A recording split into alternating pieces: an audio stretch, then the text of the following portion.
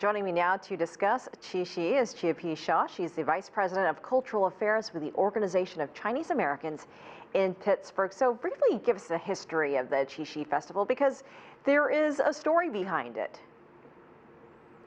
Yes. Hi, everybody. Happy Chinese Valentine's Day from Pittsburgh, Pennsylvania. And then, yeah, Qixi is the traditional, has been a part of a Chinese tradition for past 2,000 years, and is about two lovers and only meet once a year on the Lunar Chinese calendar, 7th day of the 7th month. And so that's how we call Qixi. There's a love story there. So yes.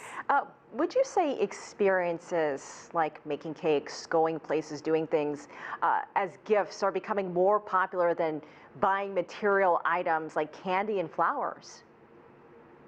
Yes, a lot of people right here, especially overseas Chinese, and then of course this is part of a lot of young generations, they don't follow unless it's being taught or educated by their elders or the parents, that a lot of the young generation, they don't know what's a Qixi about.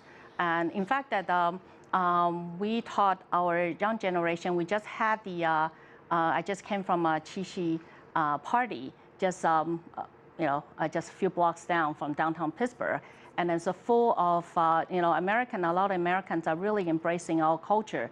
And then we have full of parties that then included a diverse of guests and embracing our culture and heritage. It's really fun.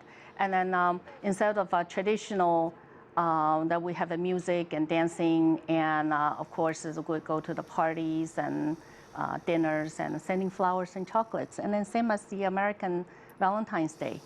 What about, not much difference. What about digital and online gift giving? How has this holiday grown over the years with technology and the internet and the amount of money spent on it?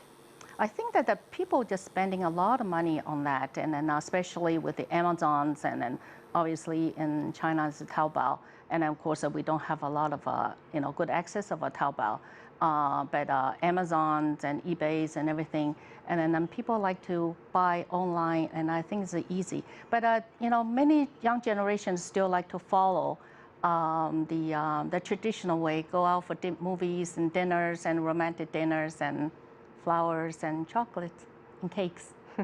Do you think Qixi is losing in popularity or growing in popularity compared to Valentine's Day in the West? Give us some of the comparisons.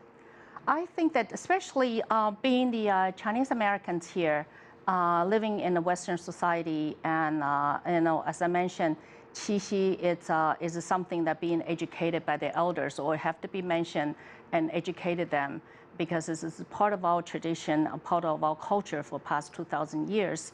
And then unless it's being taught, and a lot of young generations really lost this kind of tradition. So I think that the society, especially in Pittsburgh, has a really low population. It was not as high of a population in Chinese as a lot of big cities like New York and Chicago's and Boston's or Los Angeles. But we still have many of us is still carry the tradition, and then so so that the young generation can embrace the tradition and heritage, and then to identify, to have their own identity. And then obviously it's being lost, but we're trying to educate the young generation as much as possible.